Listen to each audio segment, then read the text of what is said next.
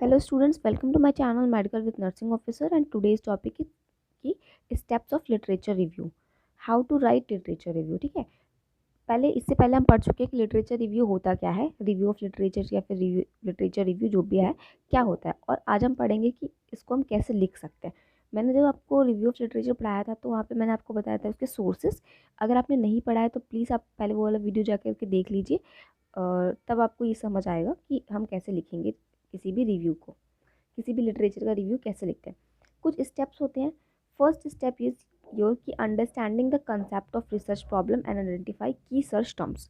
ठीक है, कोई भी रिसर्च प्रॉब्लम अगर आपको है, उसका रिव्यू आपको लिखना है तो आपको उसके कंसेप्ट को समझना पड़ेगा, और जो उसमें की टर्म्स यूज़ हुई है उसको आपको आइडेंटिफाई करना पड़ेगा कि कौन सी की टर्म्स यहाँ पर यूज़ है, किस हिसाब से इस पर हम इसको सर्च कर सकते हैं। देन आप रेलिवेंट सोर्सेज को आइडेंटिफाई करेंगे कि आप कहाँ कहाँ से इस रिसर्च को सर्च कर सकते हैं। ऐसी सिमिलर रिसर्च पहले हुई है तो उनको आप कहाँ से सर्च करेंगे। देन आप लिटरेचर को सर्च करेंगे, सोर्सेज आपको पता चल गए, फिर आप लिटरेचर को सर्च करेंगे same. Then analyse and synthesise करेंगे लिटरेचर को, फिर आप लिटरेचर का रिव्यू लिख सकते हैं। अब पहला स्टेप है आपका कि understanding the concept of research problem and identify the key search terms. मतलब कि की सर्च टर्म्स क्या होती हैं कि ये ऐसे वर्ड्स होते हैं जो कि आपके लिटरेचर को सर्च करने में हेल्प करते हैं, है ना। लाइक दीज सर्च टर्म्स में be element that are included in problem statement, है ना। प्रॉब्लम स्टेटमेंट में भी हो सकता है। Variables and that appear in research questions and characteristic of population of interest. ठीक है, बुलियन ऑपरेटर्स एंड और या नॉट, ये हमारे बुलियन ऑपरेटर्स बोलते हैं हमने, जो एंड होते हैं, और होता है, नॉट होता है, are the use to combine the search terms into search statement. अब मैं आपको बताऊं कि अंडरस्टैंडिंग मतलब कोई अगर रिसर्च हुई है, अगर कोई रिसर्च हुई है, अगर हमने ट्यूबरक्लोसिस के ऊपर रिसर्च करी है, ठीक है, कि ट्यूबरक्लोसिस का चांसेस 17 से 45 ईयर ऑफ द पीपल में कितना चांसेस है ट्यूबरक्लोसिस होने का, इस पर कोई रिसर्च हुई है और आपको इसके ऊपर रिव्यू लिखना है, तो आप गूगल पे सर्च करेंगे कि ट्यूबरक्लोसिस, मान लीजिए आपने ट्यूबरक्लोसिस डाल दिया, tuberculosis in 17 to 45 years of people, then आपके पास बहुत सारी रिसर्च गूगल पे खुल के आ जाती है ना। बहुत सारी रिसर्च खुल के आ जाती है, फिर आप उन रिसर्च को पढ़ेंगे तो आप सर्च कर पाएंगे। तो इसमें की सर्च टर्म आपका ट्यूबरक्लोसिस था, आपने ट्यूबरक्लोसिस डाला और सब कुछ आपका खुल के आ गया। देन यहाँ पे बोला गया Boolean operators. So Boolean operators and और नॉट, जैसे हमारे कंजक्शंस होते हैं इंग्लिश में किसी भी दो वर्ड को कंबाइन करने के लिए, वैसे ही यहाँ पे बुलियन ऑपरेटर्स बोलते हैं रिसर्च में हम इन्हें, और ये किसी भी दो वर्ड्स को कंबाइन करने में हेल्प करते हैं। अगर आप डालेंगे tuberculosis in 17 and 45 years of all people, है ना, ट्यूबरक्लोसिस एंड लंग डिजीज़, ठीक है, या फिर people students and lung disease, या फिर young population and lung disease, तो बहुत सारी रिसर्च जो उस पर हुई है वो खुल करके आपके पास आ जाएंगी। नाउ जैसे एग्जांपल देखिए, अ डिस्क्रिप्टिव स्टडी, ये आपको प्रॉब्लम स्टेटमेंट लिखा हुआ है, अ descriptive study on metabolic complication of traumatic brain injury in children admitted in are के सेंटर देहरादून। ठीक है, so this is a problem statement कि एक स्टडी करनी है जो कि मेटाबॉलिक कॉम्प्लिकेशन है, जिनको भी ट्रोमेटिक ब्रेन इंजरी हुआ था उनके अंदर और बच्चों के अंदर करनी है आपको। और ये रिसर्च कहाँ पे वो बच्चे एडमिट है, आर के सेंटर ऑफ देहरादून, आर के सेंटर देहरादून में एडमिट है। सो इसको आप कैसे सर्च करेंगे, है ना। तो इस रिसर्च को सर्च करने के लिए ऐसे ही अगर आपको रेलिवेंट इसके ऊपर रिव्यू लिखना है तो आप गूगल पर क्या डाल सकते हैं कि क्या इसके रिसर्च टर्म्स क्या क्या हो सकती है। ट्रोमेटिक एंड ब्रेन इंजरी हो सकता है, मेटाबॉलिक रिस्पॉन्स एंड ट्रॉमा हो सकता है, पीडियाट्रिक एंड ब्रेन इंजरी, क्योंकि हम चिल्ड्रंस में कर रहे हैं, ब्रेन इंजरी एंड चिल्ड्रन। मतलब सर्च टर्म्स वो होती हैं जो कुछ भी आप डालते हैं, आप यूट्यूब पे भी तो कुछ भी डाल के सर्च करते हैं ना, किसी एक चीज़ को आपको सर्च करना है, उसका एक वर्ड डाल दिया फिर सर्च कर लिया तो उससे रिलेटेड चीज़ें खिल के आ जाती हैं। सो यही चीज़ें है। Then identify the relevant sources. अब आप रेलिवेंट सोर्सेज को आइडेंटिफाई करेंगे, कहाँ कहाँ से आप ऐसी सेम लिटरेचर्स को ढूंढ सकते हैं, कहाँ कहाँ से आपको सेम रिसोर्सेज मिल सकते हैं, सेम रिसर्च आपको कहाँ मिलेगी। ठीक है, एक रिसर्च पढ़ के तो आप उसका रिव्यू नहीं लिख सकते ना, आप 2-3 रिसर्चेस पढ़ेंगे तो आपको समझ आएगा, तब आप मिला करके लिखेंगे। सो सेकेंड स्टेप होता है कि सोर्सेज को आइडेंटिफाई करना।